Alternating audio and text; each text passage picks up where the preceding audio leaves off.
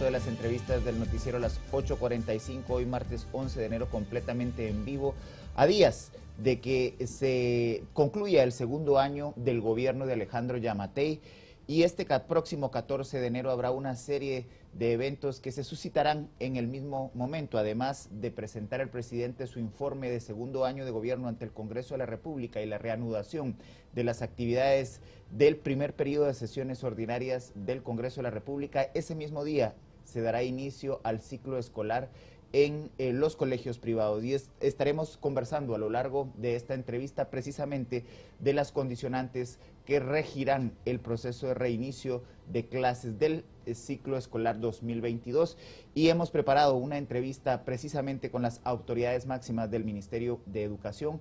Y previo a iniciar precisamente con las autoridades, presento a Marinés Rivera. Buenas noches, Marinés. Buenas noches, Cristian. Qué gusto estar aquí contigo de nuevo a las 8:45 y como tú bien dices, pues un año bastante ajetreado, movido también, con bastantes elecciones constitucionales, ya lo hablábamos, viene elección también de fiscal general, de PDH, y pues este importante retorno a clases que sin duda alguna pues la ministra ya nos hablará un poco acerca de esos protocolos y cómo estará funcionando pues esto que arranca ya la próxima semana.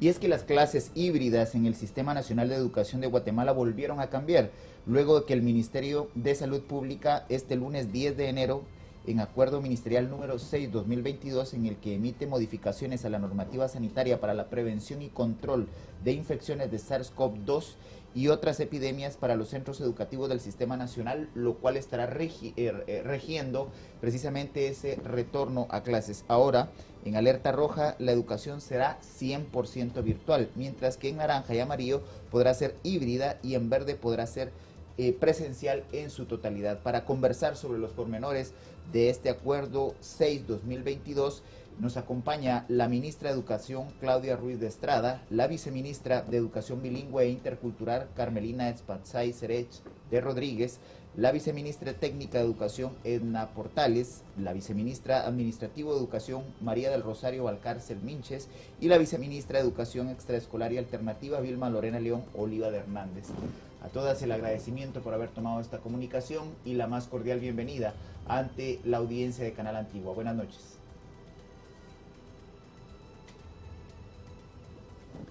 Buenas noches, qué gusto tenerlas aquí con nosotras y como ya decía Cristian, pues muchas gracias por la entrevista con un tema que pues sin duda alguna será ya de gran importancia, 2 años después de este regreso a clases. Ministra, si usted nos puede empezar adelantando un poco acerca de cómo se estarán llevando a cabo pues estos protocolos que ya inicia, por ejemplo, en el sector privado ya la próxima semana, en febrero iniciará también en el sector público retorno a clases, ¿cómo avanza pues todo esto? Ministra Ruiz, ¿nos escucha? Ahorita ya les escuchamos más claro. Buenas noches a la respetable audiencia de Canal Antigua. Es para nosotros un gusto poder estar presentes y hablar sobre los protocolos del regreso a las clases presenciales. Justamente con la publicación del acuerdo del Ministerio de Salud Pública, que es el acuerdo 6/2022 de fecha 6 de enero, una vez más, los protocolos que el Ministerio de Educación ha trabajado de manera conjunta también con el Ministerio de Salud, los mismos tienen la certificación correspondiente y fueron trabajados en su momento con el equipo técnico de ambos ministerios y con el apoyo también de epidemiólogos pediatras a través de la cooperación nacional e internacional. Estos protocolos han sido validados en su momento tanto por el sector público como por el sector sector privado, y estos protocolos han funcionado para los centros educativos que estuvieron en alerta amarilla en el 2021 y también para los que estuvieron autorizados en alerta naranja.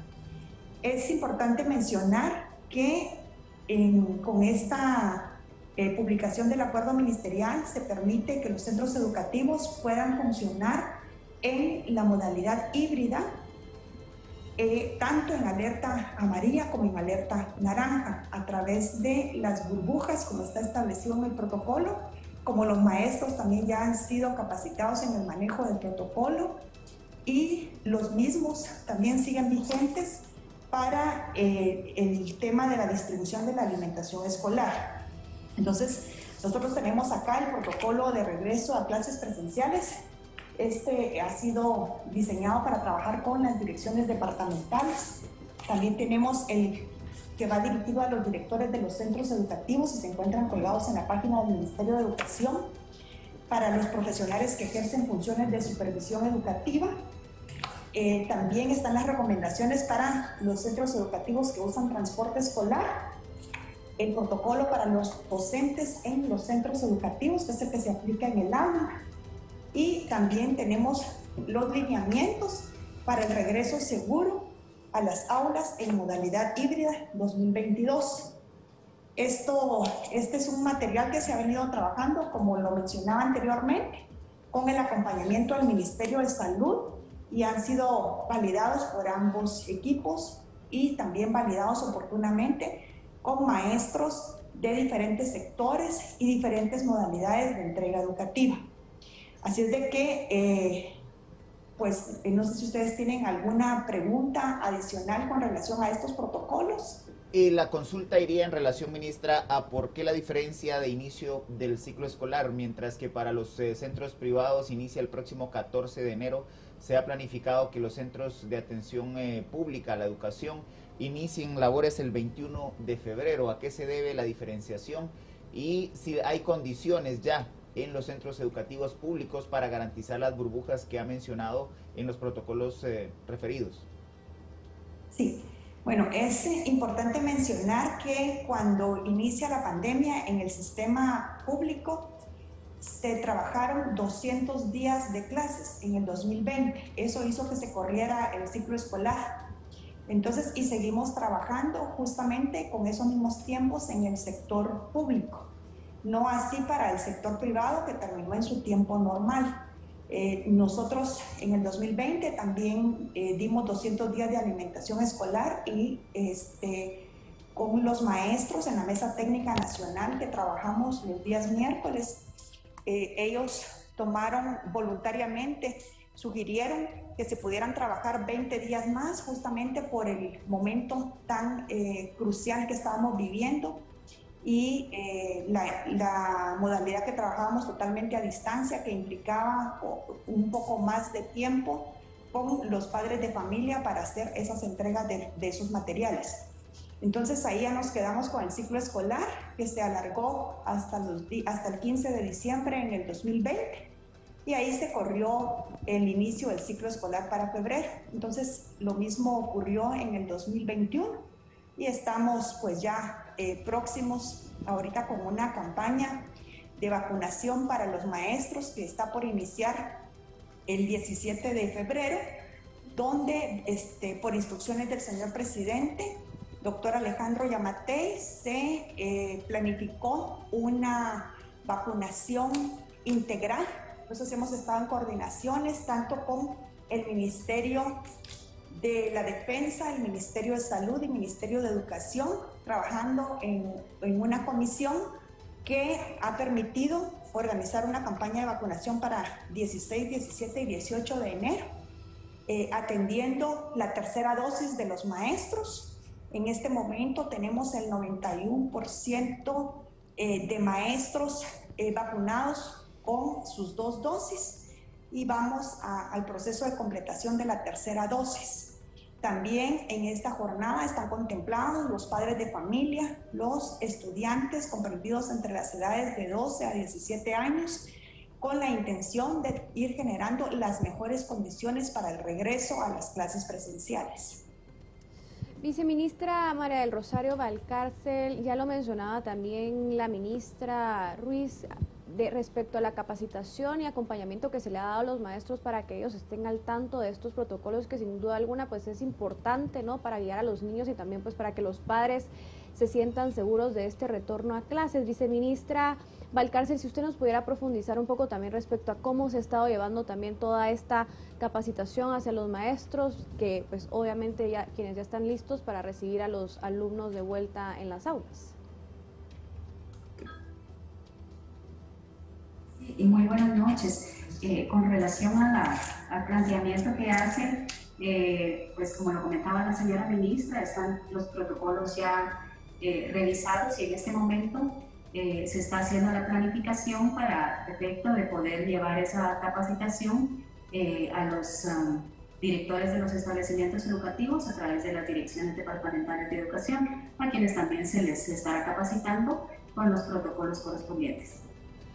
Viceministra Edna Portales, una de las principales críticas que se ha hecho al proceso de enseñanza-aprendizaje en pandemia ha sido el tema de la accesibilidad y la disponibilidad a la conectividad de Internet.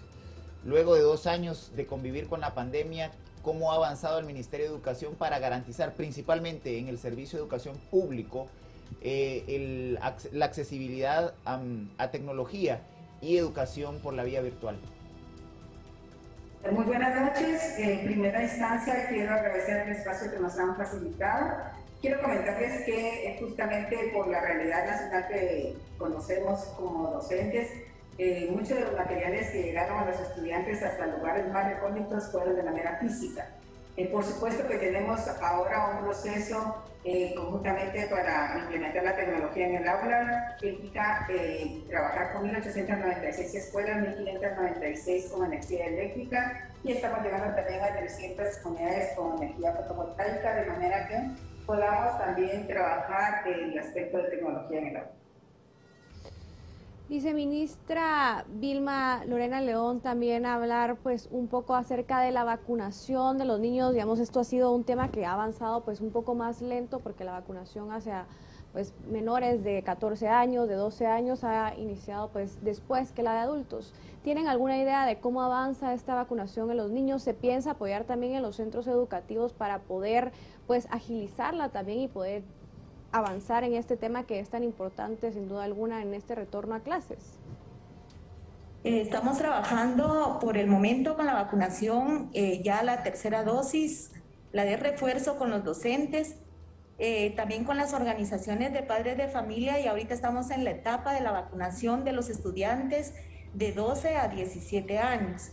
Estamos lanzando una campaña de vacunación para el día 16, 17 y 18, donde se convoca a la comunidad educativa en centros educativos para que asistan no solamente los estudiantes, sino la familia de los estudiantes, docentes, padres de familia y la comunidad educativa en general, para que cubrir esta fase de la vacunación y ya pues tener completa la dosis de estos estudiantes.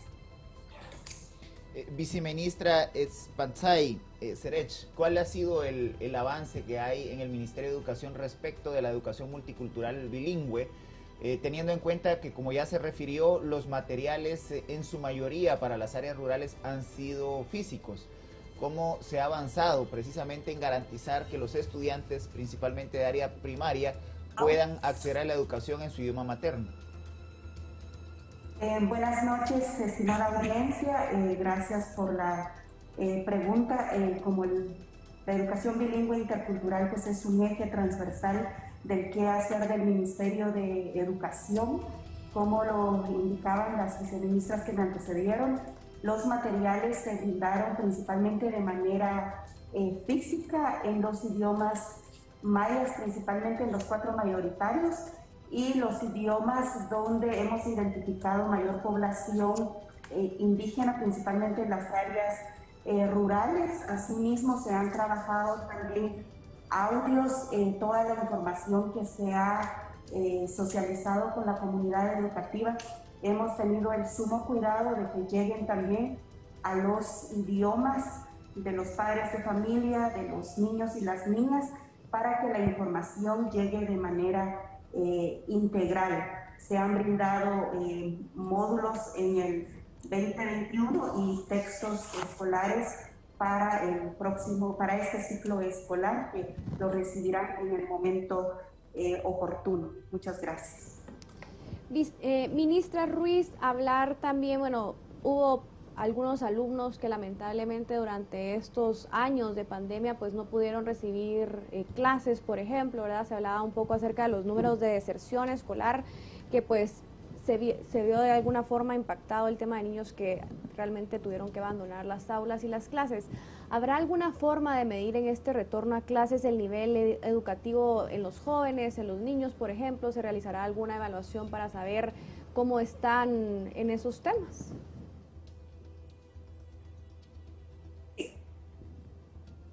Tenemos un poco de interferencia por algunos momentos para escucharles, pero creo haber logrado captar la pregunta. Nosotros el año pasado trabajamos una evaluación diagnóstica con los maestros, con los padres de familia que acompañaron a sus niños para realizar esta evaluación diagnóstica presencial en las escuelas. Evaluamos principalmente los niveles de aprendizaje de los niños y tenemos mapeados los niños que se encuentran en el nivel 1 y 2 y los niños que se encuentran en el nivel 3 y 4. Entonces, sí, fuimos el único país de la región que hizo una evaluación diagnóstica de los aprendizajes de los escolares. También es importante mencionar que en los niveles preprimario y primario no se registró abandono escolar, sino que se registró incremento en la matrícula de estos dos niveles. Esto puede ser debido a varios factores asociados, entre ellos la alimentación escolar, el seguro escolar y también el haber los útiles escolares y los fondos de gratuidad que se asignan a través de las organizaciones de padres de familia, entre otros programas que los niños reciben. Entonces, ahora con los resultados de la evaluación diagnóstica tenemos ya lista una estrategia justamente para trabajar tutorías para los niños en matemática y comunicación y lenguaje que nos permitan nivelar a los niños que están en el nivel 1 y 2 de esta evaluación. Los niños que están en el nivel 3 y 4 se puede observar que alcanzaron las competencias que se habían propuesto en ese currículo emergente.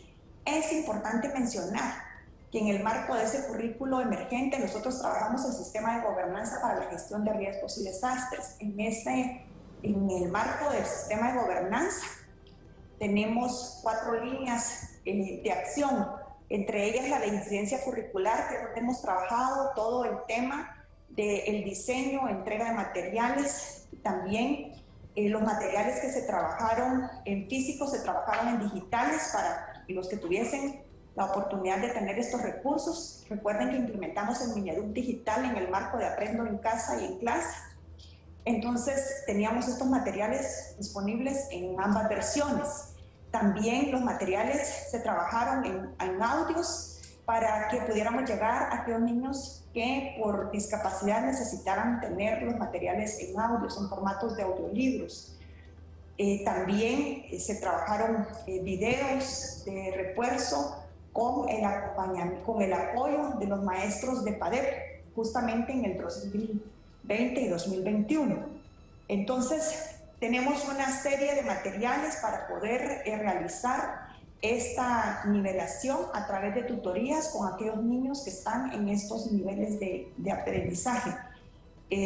Reitero, fuimos uno de los pocos países que realizó esta evaluación diagnóstica, pero también fuimos uno de los pocos países que registró incremento en la matrícula escolar del 2021. Sí tuvimos algunos estudiantes que desertaron en el ciclo básico y diversificado. Sin embargo, de estos 10.000 estudiantes que se registró la deserción, 4.000 fueron registrados en el subsistema de educación extraescolar. Por lo tanto, hemos trabajado unas brigadas de búsqueda en esos niveles donde no hubo incremento de la matrícula para poder ofrecerles modalidades flexibles a estos estudiantes y poder regresarlos al sistema a través del subsistema de educación extraescolar. Viceministra Valcárcel, el Ministerio de Salud ha anticipado que en febrero estaremos llegando a la cima de la 4ª ola de contagios, principalmente con la nueva variante Omicron. El mismo Reglamento 6/2022 establece una serie de requerimientos para la presencialidad en la educación. ¿Quién estará supervisando y cuál es la estrategia de supervisión de que los centros educativos cumplan con los requisitos establecidos según el semáforo de contagios a nivel nacional. Esto sobre todo para evitar que los centros educativos se conviertan en focos de difusión de la enfermedad de COVID-19.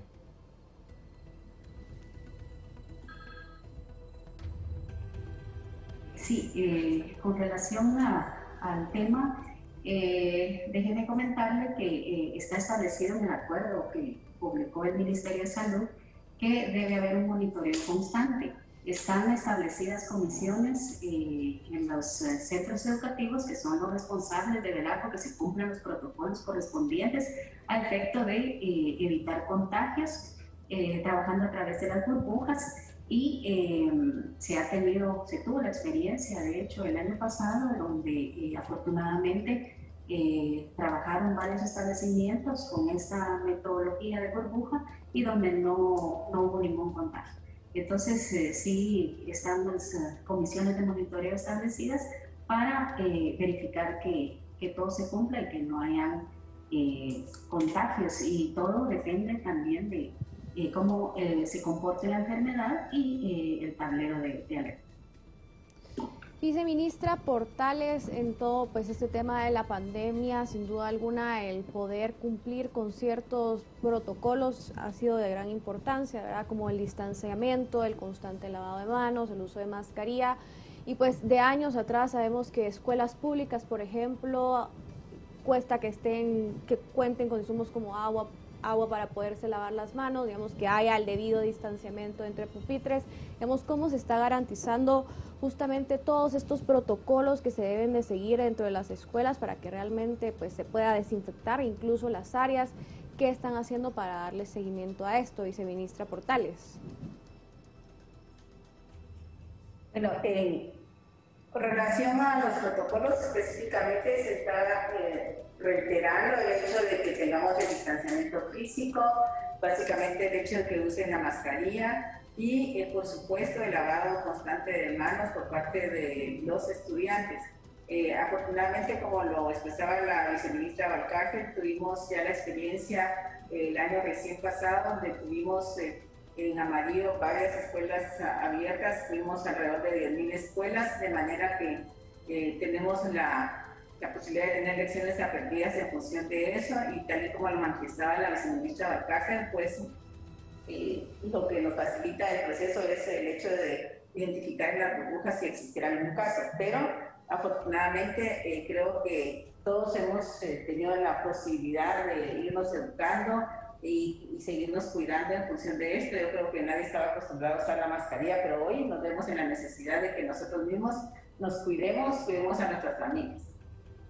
Viceministra de León Oliva, ¿cuáles son los principales programas de educación extraescolar y los que han tenido más éxito a lo largo de la pandemia? Esto principalmente previendo que por el pico de contagio que pueda llegar en febrero, habrá municipios que no podrán abrir centros educativos.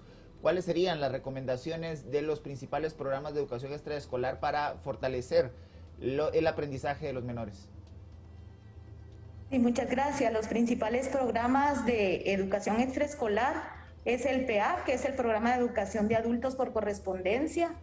Este es un programa que le ofrece la primaria en 2 etapas, etapa 1 y etapa 2. En 2 años la persona, ya sea que ha dejado de estudiar o que desea continuar sus estudios, puede incorporarse al sistema educativo extraescolar. También tenemos PRONEA, que es una modalidad virtual. Tiene una plataforma y se puede trabajar a través de sesiones de aprendizaje directamente en línea. Y tenemos el programa de modalidades flexibles para el nivel medio, que ofrece también básico y diversificado en 2 etapas, o sea que son modalidades aceleradas que pueden obtener sus estudios en menor tiempo, y son personas que pueden por razones laborales, por razones de familia o cualquier otra índole, pueden incorporarse al sistema educativo. Además tenemos el programa CEMUCAF, que son los Centros Municipales de Capacitación y Formación Humana, que ofrecen capacitaciones en las áreas técnico-laborales. y la certificación de competencias, que es directamente para personas que quieren certificar sus saberes adquiridos a lo largo de la vida, para que en algún momento puedan obtener una certificación que les acredite para poder obtener un mejor empleo o también para poder iniciar un emprendimiento. Ministra Ruiz, sabemos pues que todo esto está sujeto sin duda alguna al semáforo y a cómo se vayan desenvolviendo los contagios. Digamos, ¿existe la posibilidad de que no se dé este retorno a clases en algún momento? ¿Se está considerando, por ejemplo, que solo continuemos de forma virtual? Digamos, ¿hay alguna posibilidad de que bajo, digamos, los municipios que se encuentren en rojo puedan seguir recibiendo sus clases de forma virtual y no exista este retorno a clases, ministra Ruiz?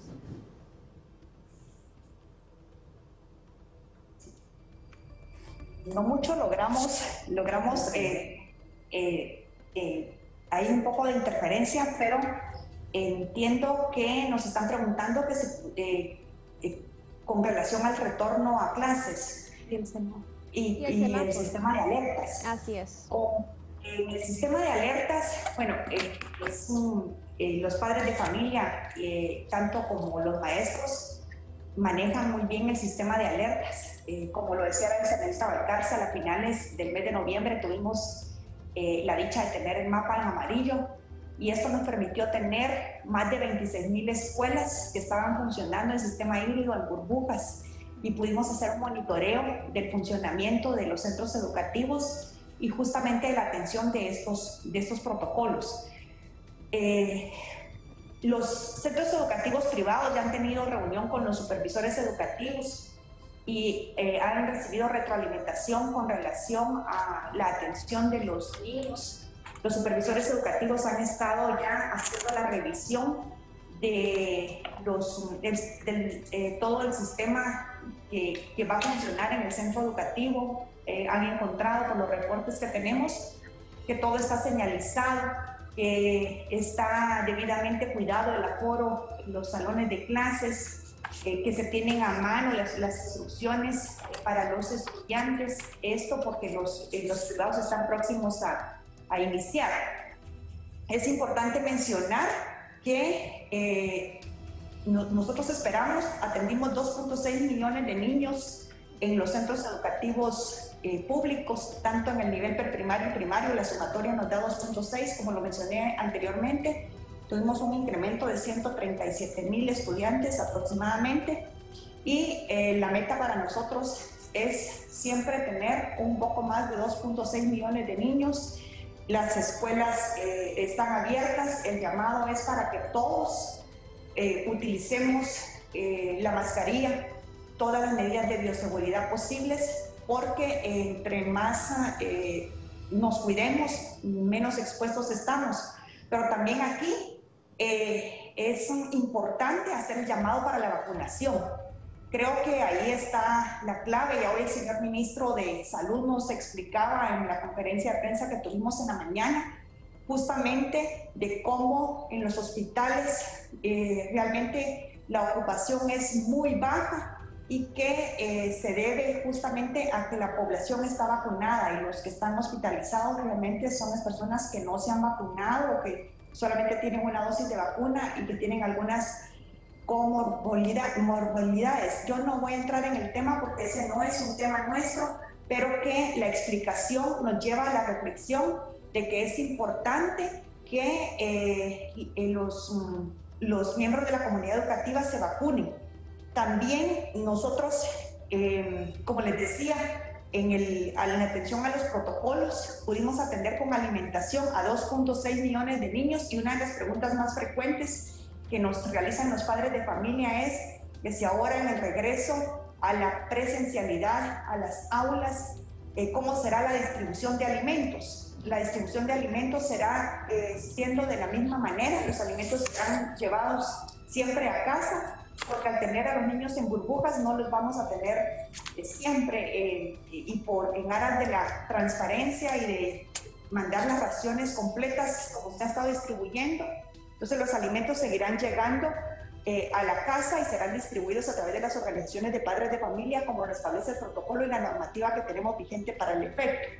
Así es que nosotros hacemos el llamado a atender todas las medidas de bioseguridad que el Ministerio de Salud nos ha trasladado, a atender la normativa que el Ministerio de Salud nos ha proporcionado a través de esta modificación del acuerdo, y esperamos, como decía hoy en la Comisión de Educación, Ciencia y Tecnología, el presidente de la comisión, el doctor Carlos Roberto Calderón, él espera y en lo que desea para Guatemala es que tengamos escuelas llenas y hospitales vacíos. Estamos trabajando para que nosotros podamos tener de regreso a los niños en la presencialidad.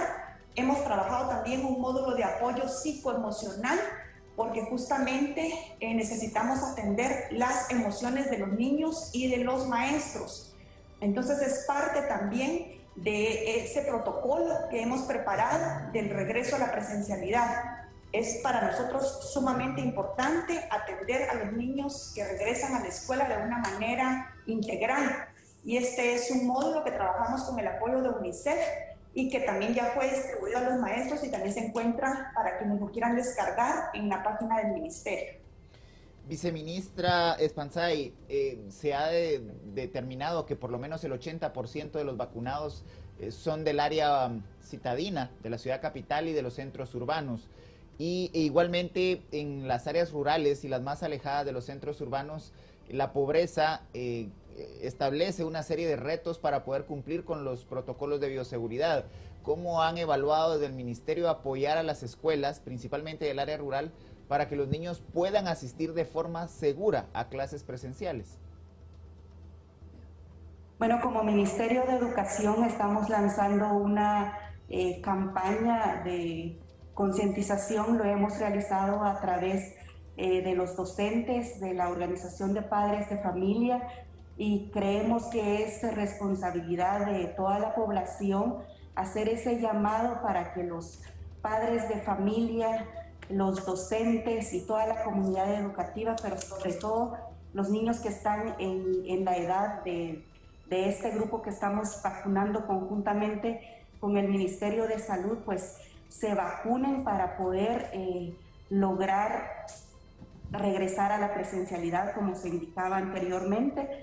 Hemos estado lanzando esta información para hacer conciencia y que la población se vacune. Si bien es cierto, la vacunación es voluntaria, siempre hemos hecho ese llamado a la población y los niños se han convertido en personas que convencen a sus padres para vacunarse. Así que también estamos haciendo llegar esta información a los idiomas de la localidad, a idiomas nacionales, para que esta información llegue y podamos tener a toda la población vacunada. Ministra Espanzay, ¿han contemplado la entrega de gel y de mascarillas a niños de escuelas rurales? Ministra Espanzay. Sí, esta entrega se ha realizado en todos los establecimientos públicos sin hacer diferenciación entre urbano y rural. Estos kits de mascarilla, gel y todo lo que implica para tener un protocolo seguro, se han hecho las entregas a través de la comunidad educativa y con el apoyo principalmente de los docentes y de las OPFs. Viceministra Edna Portales, hablar, digamos, llevar dos modalidades, una presencial, ¿verdad? Niños que todavía van a continuar en casa, sin duda alguna será un gran desafío. ¿Cómo se han preparado desde el Ministerio de Educación para justamente, pues, que ambos, los padres que decían no mandar a sus hijos a las escuelas, tanto como los niños que vuelvan de forma presencial, tengan la misma calidad educativa, sea cualquiera de las formas que decidan recibir esta educación? Bueno, quiero comentarle que efectivamente en este punto hemos trabajado un currículum emergente justamente para priorizar aquellas competencias que necesitamos que los estudiantes dominen y desarrollen, y básicamente también se han considerado materiales educativos a través de textos que se van a entregar este año no solo en idioma español, sino que tal y como lo manifestaba la viceministra bilingüe, también en idiomas mayas. Señora ministra Ruiz de Estrada, usted ha referido una frase muy interesante: esperamos escuelas llenas y hospitales vacíos. No obstante, un médico pediatra hacía recientemente la declaración de que es increíble que en este país sea el país de las fiestas presenciales y de las clases virtuales. ¿En qué responsabilidad incurren los padres de familia al enviar a sus hijos a clases presenciales? Evitar poner en riesgo al núcleo familiar en otro tipo de actividades que puedan convertirse en un riesgo de contagio de COVID-19. ¿Cuáles son las recomendaciones a los padres de familia para acompañar un regreso seguro a clases de sus hijos? Sí, bueno, en el sistema educativo, como les decía, hemos trabajado. Realmente el regreso a las clases presenciales, nosotros lo hemos tenido en modalidades híbridas. Lo vivimos en el 2021 en modalidad híbrida. Estuvieron totalmente a distancia en el 2020. En el 2021 tuvimos ya la experiencia y hemos documentado. Nosotros tenemos un módulo registrado en el sistema educativo a través del sistema de registros que manejamos, y en este módulo los maestros, el director del centro educativo, por ejemplo, tiene registrado a los maestros que están vacunados, inclusive con qué vacuna se han colocado. También parte de este registro y del acompañamiento que hacemos como Ministerio de Educación es el registro si algún niño llega a presentar algún síntoma en el centro educativo, para trabajarlo de manera coordinada con el puesto de salud que corresponda en la comunidad, para inmediatamente poner a esta burbuja en cuarentena. Pero como les decíamos, situación que no se dio cuando hemos tenido centros educativos en alerta amarilla. Esto se debe a que los padres de familia han sido capacitados en esas medidas de bioseguridad que se trabajan con los maestros y las organizaciones de padres de familia. Recordemos que tenemos una mesa técnica nacional, la que baja a instancia departamental y municipal, que se trabajan en las autoridades locales de educación con la organización de maestros, y esto nos permite poder tener una estrecha coordinación y comunicación para poder identificar los riesgos que tengamos por comunidad educativa. Yo creo que la experiencia de haber tenido estas clases en híbrido nos ha permitido, primero, tener la certeza que los protocolos funcionan, y luego creo que todos estamos, algunos sensibilizados y otros estamos conscientes que los niños necesitan regresar a las aulas. Es allí donde se dan los procesos de formación para toda la vida. Los niños no pueden seguir aprendiendo a distancia. Entonces necesitamos que se interactúe, y por supuesto que ahí va la responsabilidad y el acompañamiento de los padres de familia. Los maestros han cumplido con lo que les corresponde, vacunarse. Es el momento en que los padres de familia también se vacunen, y es por ello que con el magisterio se está trabajando, y esta jornada de vacunación que están dirigiendo tanto el Ministerio de la Defensa como el Ministerio de Salud Pública y el Ministerio de Educación. Entonces, todos estamos creando las mejores condiciones para que los niños puedan tener ambientes seguros en la escuela. Yo creo que los padres de familia también están conscientes, y es parte del compromiso de la responsabilidad que se tiene el aplicar estas medidas de bioseguridad. Nosotros hemos visto a los niños en el aula mostrándonos cómo aplican ellos sus medidas de bioseguridad desde que ingresan a la escuela, y cómo se comportan en el aula, porque ellos se sienten contentos de estar de vuelta, de poder encontrarse con sus compañeros y de tener esta convivencia de una manera distinta, pero que ellos la han entendido. Claro, hay padres de familia que probablemente no se sientan tan seguros de mandarlos, y eso se respeta.